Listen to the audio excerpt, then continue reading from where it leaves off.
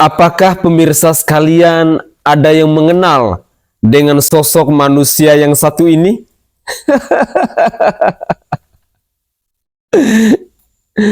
Dia adalah Rasman Arif Nasution.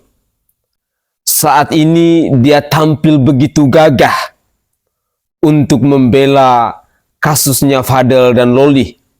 Dan Rasman Arif Nasution ini sebagai lawyer dari si Fadel. Tetapi kali ini saya akan menyajikan cuplikan video kepada pemirsa sekalian, detik-detik di mana Rasman Arif Nasution, si kepala botak ini, dibungkam oleh Nikita Mirzani. Bahkan ada beberapa netizen yang mengecam Rasman Arif Nasution ini. Bahkan dalam cuplikan video sebentar, ada yang mengatakan bahwa si Rasman Arif Nasution ini bukan seorang lawyer. Inilah cuplikan-cuplikan video selengkapnya. Ya udah nggak apa-apa. Kalau memang begitu nggak apa-apa. Saya ini kan sudah bilang saya bukan siapa-siapa. Saya cuma mendampingi doang. Tapi setahu saya. Lu siapa-siapa lu? Lu siapa-siapa? Padahal lu pura-pura ninja, Tarto. Lu itu kalau berantem sama Hotman jangan sama gua. Enggak, gua malu. Hotman gak ada urusan sama gua. Lu ada urusan sama gua. Lu Rasman. Lu dulu pernah maki-maki Hotman. Rasman. Lu yang bermasalah sama gua. Gak ada gak usah bawa Hotman. Apaan lu bawa Hotman? Hotman juga gak diajak. Lu juga gak diajak. Oh gitu, ya udah. Yeah. Apalagi menyebut-nyebut saya bukan pengacara. Aduh, Anda nggak akan ngerti. Dan kita memang tidak selevel dari segi ilmu. Sudah tahu kan Anda sudah SP3. Dan jangan mengkambing hitamkan saya karena saya membela Fadel. Hati-hati dalam memilih pengacara. Kalau posisi kamu sudah dalam keadaan diambang batas bakal dapat proses hukum yang sangat serius, jangan menunjuk pengacara dengan menantang publik. Jangan menunjuk pengacara dengan menantang publik, karena sama saja itu menantang hukum dan menantang aparat. Kalau posisi kamu sudah dalam keadaan kritis secara hukum, artinya ada syarat-syarat, ada bukti-bukti untuk ditahan, harusnya pendekatan. Jangan malah teriak-teriak dengan pengacara, karena itu hanya menguntungkan pengacaranya, sementara cara itu akan membuat oknum aparat dan netizen marah sama kamu, dan ada kemungkinan kamu akan segera ditahan. Ya, ingat, ini hal yang sangat serius loh, sangat serius. Sudah banyak kasus di mana cowok yang melakukan hubungan dengan anak di bawah umur masuk penjara. Kalau benar ada ya, kalau benar bisa dibuktikan ada hubungan intim di luar nikah, itu sudah memenuhi syarat untuk ditahan. Apalagi kalau ada perbuatan-perbuatan lain sesudah hubungan intim tersebut. Jadi hati-hati memilih pengacara yang benar-benar bisa mengerti kepekaan publik. Justru teriak-teriak malah membuat kamu semakin cepat di proses hukum, akan membuat aparat segera bertindak. Salam dari Bali. Assalamualaikum warahmatullahi wabarakatuh. Salam Om Swastiastu. Namo Buddhaya, salam kebajikan, dan salam sejahtera untuk kita semua. Saudaraku sebangsa dan setanah air, sekarang lagi ramai di media sosial tentang kasusnya si Fadel sama si Loli. Yang menarik di sini ketika si Fadel dia menunjuk lawyernya, yakni Rasman Arif Nasution. Sebenarnya yang heboh bukan si Fadelnya, tetapi si Rasman Arif Nasution yang berkuar-kuar menantang aparat, menantang netizen, menantang Nikita Mirzani, menantang Loli, hingga pada akhirnya Rasman ini dikecam oleh berbagai kalangan. Inilah ciri khas bahwa seorang Rasman Arif Nasution itu adalah lawyer yang tidak profesional. Sehingga tidak salah ada netizen yang mengatakan bahwa Rasman Arif Nasution itu sudah dipecat statusnya sebagai lawyer. Dengan demikian, kita sebagai rakyat jelata dapat mengambil sebuah kesimpulan bahwa Rasman Arif Nasution ini adalah lawyer gadungan. Ya, Rasman Arif Nasution ini adalah lawyer gadungan. Tetapi ya lucu ya, ketika kita melihat kekocakan-kekocakan yang diproduksi oleh si Rasman Arif Nasution untuk menghibur kita semua. Dan berikut ini adalah kecaman dari netizen yang bisa kita saksikan bersama-sama kepada Rasman Arif Nasution. Sayang sekali ketika dia mengungkapkan niatnya, dia berpikir bahwa netizen akan membela dirinya dan Fadel. Tetapi nyatanya terbalik. Dirinya dan Fadel malah dihujat oleh netizen. Mari kita simak bersama-sama. Ini teruntuk kau ya Bang Rasman ya. Jangan kau marah, jangan kau laporkan aku. Kau mau bela si Fadel kayak mau apa kayak bela aja nggak apa-apa. Tapi jangan kau sibuk kali preskon, Zoom meeting. Udah tahu yang kau lawan ini adalah perempuan yang ada gila-gilanya. Si Niki ini nggak ada takutnya. Tahu kau, ular piton di depan dia pun dia yang patok, bukan ular yang matok dia. Dia yang matok ular itu. Sumpah Bang, gak ada marwah kau ngelawan dia ini. Sumpah jatuh kali kau udah dibuat sini kiri. Tapi kau gak sadar juga Bang. Kau sadar gak Bang, di TikTok ini beredar banyak kali meme-meme yang kau dibuat jadi kayak kura-kura. Kura-kura ninja loh Bang. Ada yang jadi anak tuyul, ada yang jadi kodok bancet. Betul Bang, gak ada, udah marwah kau gak ada harga diri kau Bang. Minta tolong kali aku Bang. Ya, Abang mau bela si Fadel, Abang bela aja. Tapi jangan banyak kali keluar-keluar di media Bang. Betul. Jangan kau marah, jangan kau laporkan pula aku, jangan kau somasi aku karena buat fit ini. Ya kan? Namanya kalian yang mempertontonkan. Apalagi Abang pakai preskon kemarin. Cobalah awak kan denger ya kan. Gak ada temboloknya kata si Niki. Kola dulu Bang. Langsung ku cari tembolokku mana, nggak ada lehernya. Ku cari mana leherku, rupanya betul beda leher kita Bang. Udah itu aku palak kali nengok kau Bang, kau buatlah video di IG kau tegas sekali. Dah saya, dah. Tiba kau Zoom meeting disamperin sama si Niki, melempem Abang, kayak kerupuk Abang. Oh tengok jadi kayak mana? Udah itu yang lebih lucu lagi tau kau Bang, nggak berani kau kan buat preskon lagi kan? Makanya kau buat Zoom meeting kan. Dikasih tahu lah Bang wartawan, kena cepu kau kan. Dikasih tahu linknya masih Niki. Dipermalukan kau lagi Bang. Saya kira saya minta saudari NN untuk tidak usah menyerang saya secara pribadi. Karena serangan itu nggak berarti bagi saya. Yang ada nanti kau malu. Karena saya sudah kumpuli bukti. Emang kalau kau selama ini bercuap-cuap terus orang bebas kau anggap kau bisa penjarakan orang, terus saya bisa kau lakukan begitu? No. Kau udah pernah masuk penjara kok. Itu karena saya bukan pengacaranya yang melaporkan kau. Kalau saya pengacara saya suruh bawa itu masuk kau. Jadi kau tuh bebas bukan karena kau dianggap mungkin dikatakan bahwa kau tidak bersalah, bukan karena yang melaporkan kau tidak datang di persidangan sehingga nanti menghentikan, bukan karena kehebatan kau.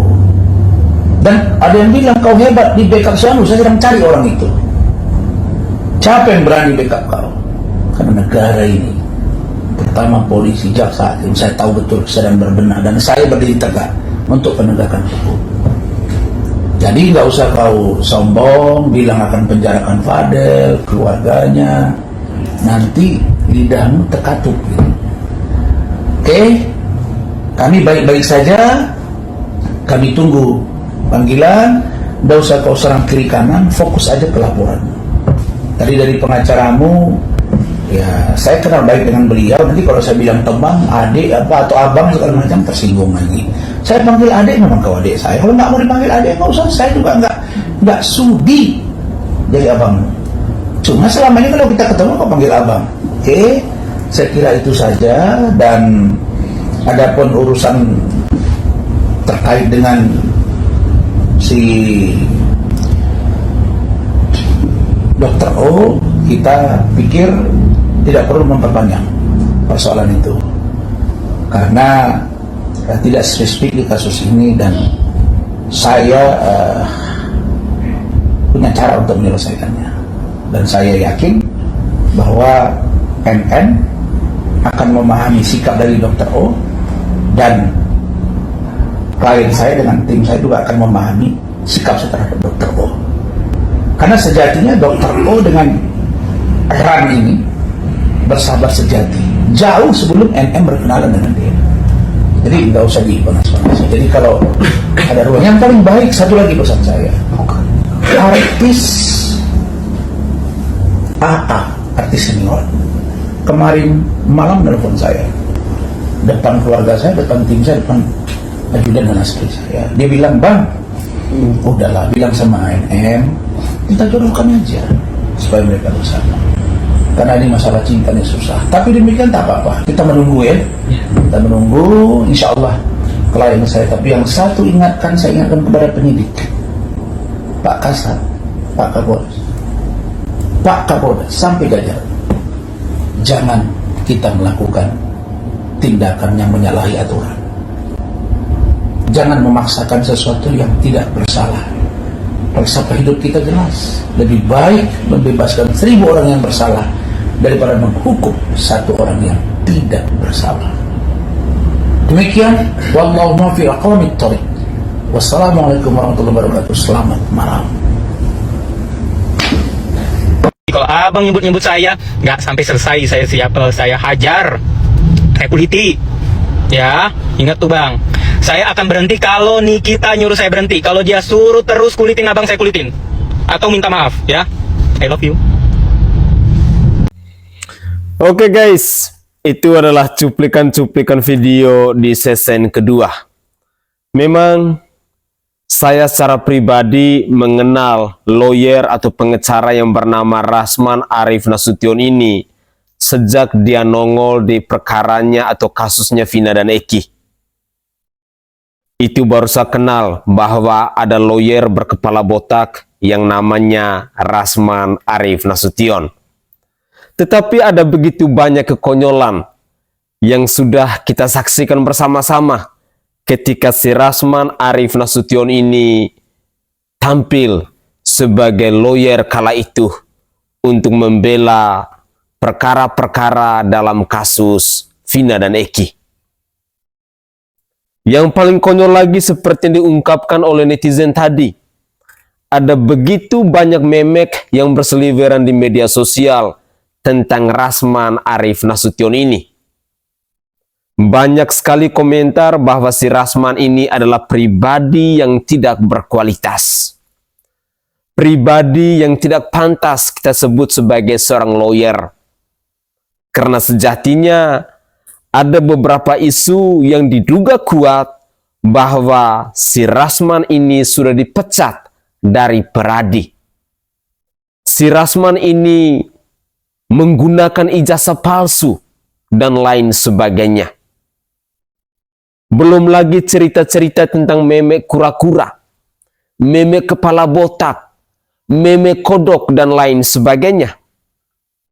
Sehingga ketika kita berbicara tentang Rasman Arif Nasution, yang muncul adalah sikap kocak, adalah auto ngakak, karena tidak ada hal-hal positif yang bisa mengedukasi kita, apalagi kita generasi penerus bangsa yang berkaitan dengan ilmu-ilmu lawyer ataupun pengacara ini.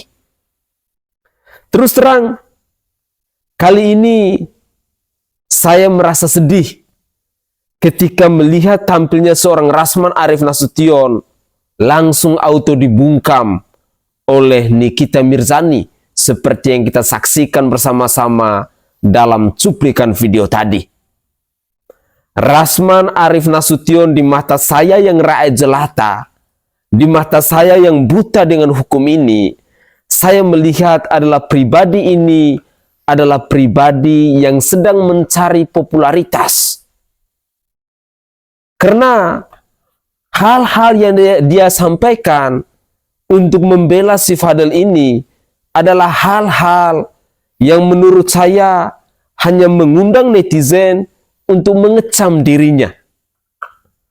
Inilah kekonyolan-kekonyolan yang selalu saja diproduksi oleh si Rasman Arif Nasution ini. Berikut ini saya masih tampilkan lagi cuplikan-cuplikan video terkait dengan komentar dari netizen kepada Rasman Arif Nasution, kepada Nikita Mirzani, kepada Loli, maupun kepada Fadel. Inilah cuplikan video selengkapnya. Kalau bilang anaknya sakit, punya kejiwaan, pasti ibunya juga punya kejiwaan. Ya kan? Kalau bilang anaknya kudu diperiksa, ibunya juga kudu diperiksa. Karma itu, bro. Karma itu dibayar pakai waktu. Orang paling sombong yang selalu memiskinkan orang Indonesia. Orang Indonesia banyak yang miskin. Itu akan dibayar sama Allah. Ini fakta. Sesombong-sombongnya orang kaya, paling kaya di Indonesia, paling sombong di Indonesia, dia akan dibayar pakai waktu. Bisa melalui cucunya, bisa melalui anaknya, ya kan begitu. Buah itu nggak akan jauh dari pohonnya jatuhnya, begitu. Ya kan? Tabur tuai. Kalau ibunya suka teriak-teriak memalukan di Indonesia, pasti. Ini video untuk Fadil Bajide ya. Top 3 tempat yang bisa kau datangi untuk sporing. Sporing itu maksudnya melarikan diri, itu bahasa Medan. Yang pertama ada pilihan kau bisa ke Kamboja. Kau di Kamboja bukan cuma sporing, tapi kau bisa kerja jadi admin. Kalau kau udah nggak tahu mau lari kemana, kau bisa lari ke Kamboja. Itu salah satu pilihan yang paling baik lah menurutku. Yang kedua, kau bisa lari ke pegunungan, kayak di daerah Samosir sana. Tapi kau jangan bawa HP, jangan bawa KTP, jangan bawa SIM, jangan bawa identitas. Nanti kau bisa dilacak sama Pak Polisi. Pokoknya kau bawa uang cash saja, jangan juga melakukan tarik tunai ya. Itu Fadil Bajide, itu yang kedua menurutku. Yang ketiga, kau bisa langsung masuk ke mobil sepsi tank. Itu kan isinya tai. Oh, di dalam tai itulah kau. Udah nggak mau kau pasti disentuh sama orang. Udah di situ kau berondong. 22 tahun lah, 22 tahun. Kalau nggak 55 tahun sampai pemutihan kasus. Oke. Semoga ini lewat FYP kau semoga bermanfaat. Sekali lagi ya Fadel, ingat yang ngejar lu itu adalah Nikita Mirzani, bukan Pikachu. Jadi lu mau lari kemana aja pasti lu ketangkep. Makanya gue bilang, dengerin saran gue, lu terjun ke dalam mobil tinja, pasti lu gak bakal dicari. Jadi ya FYP gue pagi ini adalah keterangan dari Kombes Ade Aris selaku Kabid Humas Polda Metro Jaya. Tahu nggak yang bikin gue kaget ya? Ini perkembangan kasusnya Loli nih ya, berdasarkan laporannya Nikita Mirzani. Jadi si Loli ini ternyata udah 2 kali hamil dan udah 2 kali disuruh aborsi, guys. Oh my god, gue tuh meradang banget rasanya. Kenapa? Ini tuh udah bukan cinta lagi Loli. Lu tuh udah abis-abisan banget udah sama si Fadel. Fadel lu, aduh, bener-bener tuh anak orang udah lu berantakin. Mending kalau lu yang punya duit Fadel, udah lu gituin nih anak, lu yang minta nafkahin sama dia. Anak ini udah ratusan juta, anak ini labil, lu kerjain udah. Apaan sih lu? Laki-laki apa modelnya kayak begitu? Nih Loli lagian ini udah bukan cinta lagi. Loli udah fix lu mah udah sasaran empuk banget udah. Dikerjain sama dia udah abis-abisan Loli, dan lu tuh masih terlalu muda banget Ketika lu sadar nanti lu sakit hatinya kayak apa, kecewanya kayak apa, gue nggak tahu lagi deh. Ya bisa nggak tuh dia maafin diri sendiri? Proses itu bakalan susah banget nantinya ya. Nih udah langkah besar mak lo nih buat nunjukin ke lu kalau dia tuh sayangnya luar biasa banget sama lu pertama. Dan ini udah nggak tahu lagi nih kalau sampai dilaporin polisi nih si Fadel sama mak lo terus lu masih nggak ngeliat lagi, gue nggak ngerti lagi sama lu dah Loli. ya dimanapun ibu ya pasti bakalan melakukan hal yang sama, ngelihat anaknya itu dikerjain abis-abisan sama laki-laki. Gue bilangnya apa ya? Gue bilang bangsat kali ya, kasar. Nggak ada lagi nih hal-hal kasar yang bisa ngegambarin cocoknya dibilangnya kayak apa gitu. Anak orang lu kerjain habis-habisan kayak begini. Gue perempuan, marah gue, bener. Kesel banget ternyata sampai 2 kali kayak begitu. 2 kali aborsi, ya Allah Loli, udah apa sih? Apa sih yang lu lihat nih? Apa yang lu lihat dari laki-laki modelan kayak gini? Kagak capek lu kayak gituin? Lah ngapa jadi gue yang marah sih? Kesel banget gue. Oh, ini Fadel Loli itu satu contoh, banyak yang lain. Ya, ini adalah tindak pidana, bagi saya ini adalah tindak pidana khusus yang diatur dalam undang-undang khusus, ya, lex spesialis dia, tidak masuk dalam undang-undang umum. Ancamannya adalah 15 tahun penjara maksimal, minimal 5 tahun penjara. Ini nyata. Mohon maaf teman-teman, ini saya kasih tahu ya, mau perawan, mau tidak perawan, apabila Fadel pernah 1 kali saja menyetubui, itu namanya persetubuhan terhadap anak di bawah umur. Kalau persetubuhan terhadap anak di bawah umur, itu masuk dalam undang-undang perlindungan anak. Perjuangan daripada Nikita Midyani, sampai Nikita Midyani mengatakan, saya penjarakan, itu benar. Kenapa? Dasarnya mudah, cuma laporan polisi, visum, ya kan, tersangkanya. Sangat disayangkan karena sudah dilaporkan dugaan tindak pidana pencabulan. Karena ceweknya kan masih di bawah umur, dia sudah dewasa. Nah, tapi dia malah berkuar-kuar, dia malah menantang dengan selengean karena dia baru menunjuk kuasa hukum. Padahal menurut saya kuasa hukumnya itu bukan pengacara lagi yang saya tahu. Dia mantan pengacara karena sudah dipecat. Dia pecatan pengacara. Dan dia hanya menambah masalah. Dia hanya memperkeruh masalah, bukan menyelesaikan. Yang seharusnya permasalahan ini harus diselesaikan, bukan berperang. Harus diselesaikan, bicara baik-baik, diobrolkan baik-baik bagaimana penyelesaiannya yang enak, bagaimana penyelesaiannya yang baik. Bukan karena ada kuasa hukum, pecatan pengacara itu merasa dia punya power, merasa dia akan aman. Lihat, kalau menurut saya, kalau memang benar dugaan itu, tidak akan lama lagi dia pasti masuk penjara. Apalagi pengacaranya, pengacara pecatan. Apalagi mantan pengacara yang memperkeruh masalah, bukan menyelesaikan masalahnya. Oke guys, semakin jelas ya. Yang pertama bahwa Rasman Arif Nasution itu bukan pengacara lagi. Lalu pada poin yang kedua, semakin banyak orang yang menghujat Fadel Badijah ini. Dan pada poin yang ketiga, banyak yang menduga bahwa si Fadel ini pada akhirnya pasti dipenjara. Tetapi yang menarik di sini adalah komentar dari salah satu netizen tadi. Ya, beliau ini sangat familiar ketika kala itu membela, menyuarakan tentang kasusnya Vina dan Eki. Dagelan politik. Dia begitu berani membongkar kembali aibnya Nikita Mirzani. Kita ketahui bersama-sama bahwa dalam kasus Vina dan Eki kala itu, Nikita Mirzani pernah menghina Peggy Setiawan yang adalah kuli bangunan itu. Dia merasa diri paling hebat. Dia merasa diri di atas segalanya. Sehingga pada akhirnya dia mencampakkan Peggy Setiawan bersama keluarganya. Tetapi yang namanya karma pala, cepat atau lambat, pasti akan kita nikmati.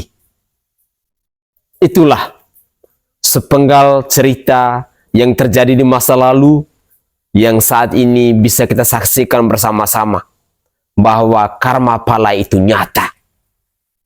Dan semoga saja ini menjadi pembelajaran untuk kita semua, bahwa jangan pernah menganggap diri kita hebat. Jangan pernah kita mencampakkan orang lain. Jangan pernah kita menghina orang lain. Karena hukum karma pala itu nyata adanya. Pemirsa sekalian, apapun cerita tentang kasus dari si Fadel dan Loli ini, bagi saya secara pribadi sih tidak terlalu penting. Karena menurut saya, hubungan dari si Fadel dan Loli ini mungkin sudah terlalu jauh, sudah terlalu dalam. Bisa juga dalam tanda kutip bahwa ada suka sama suka, mau sama mau.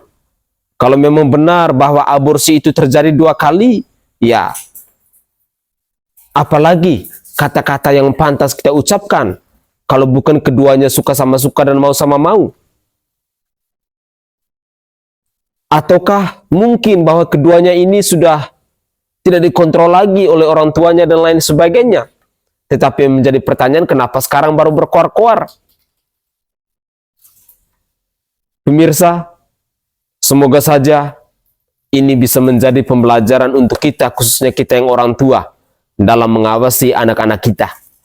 Semoga saja kejadian yang menimpa si Fadel dan Loli ini tidak menimpa dalam diri kita dan juga keluarga dan anak-anak kita. Saya Sainai dari Provinsi Nusa Tenggara Timur. Saatnya kita yang rakyat jelata harus berani untuk bersuara. Salam hormat, salam NKRI, dan salam Pancasila untuk kita semua.